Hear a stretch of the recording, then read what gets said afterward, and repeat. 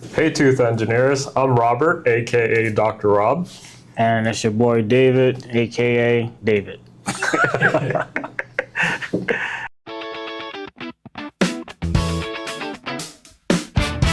So today, for our Tooth Engineers fam, we are going to be talking about dental implants and some of the misconceptions, some stupid things people do when it comes to implant dentistry. So I guess, David, we've been in the dental space for over 10 years. Over 10. Yeah, and we've seen a lot, right? Yeah, a whole lot. I would say the number one thing people do when implants and that you're not supposed to do is smoking. Like, you tell them over and over not to smoke, it doesn't matter, and they keep smoking anyway. And smoking, it just constricts the blood vessels, or it won't get all the nutrients to the spots where it's supposed to go because it's so constricting. And then the implant fail, and then they look at us like we crazy. Yeah. So I would say that's the number one thing for me. The thing is, I think people are under the misconception that implants are permanent. Once it goes in, it stays forever. And that is absolutely not true. David and I, we've seen a lot, like the bacteria that's in your mouth is going to continue to be there, right?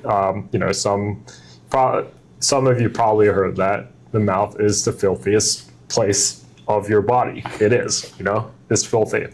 But I would say that, like you get an implant is a big investment. It ranges anywhere from like 3 to 6, 7, 8, 10,000 if you go to a specialist. So you want to take care of it. Brush your teeth, floss your teeth. You have to continue doing all those things. The other thing is it can break. It definitely is not it will break if you do something stupid with it, because all man-made things break at some point. So you have to be careful in maintaining it. Some of the prosthetic screw fractures in the implants can be an absolute nightmare. David and I really got our ass kicked, as well because of broken screws. Yet, it's always the dentist's fault, unfortunately. Sure. But even if I do something, it's his fault. But you have to be careful, right? But some of it is the dental professionals. We have to make sure that it's done right. Not all implants are equal. It has to, so make sure that you make sure your dentist uses the best type of implants, right? So there are thousands of implant companies out there, unfortunately, but I would say maybe 10 are going to be around for an extended period of time. If an implant is discontinued, you're not going to be able to find the part, and you may be stuck with an implant, or you may have to redo it with a better type of implant down the road. So some things we have to consider there. Number one thing is just follow the dentist instructions. Just like if we telling you something to not do something, just don't do that. Just use common sense. Basic oral health, follow the dentist's recommendations, and you should be fine after that. So, I think those are things that we need to consider, but we can, I guess, try to review some of the different types of implant restorations for our tooth engineer fam here. So I would say the most common one is single tooth implant. So if I can ever get this off, got more than that off, but yeah. I mean, it is the best way to replace a single tooth. But you can also replace multiple teeth by using multiple implants to create a bridge-like structure.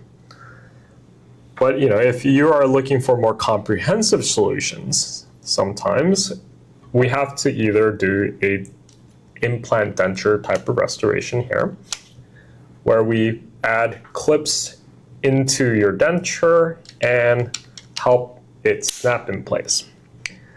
Now, the gold standard for implants would be more of the fixed permanent implant solution, where you place 4 or more implants to have a larger full mouth reconstruction type of restoration.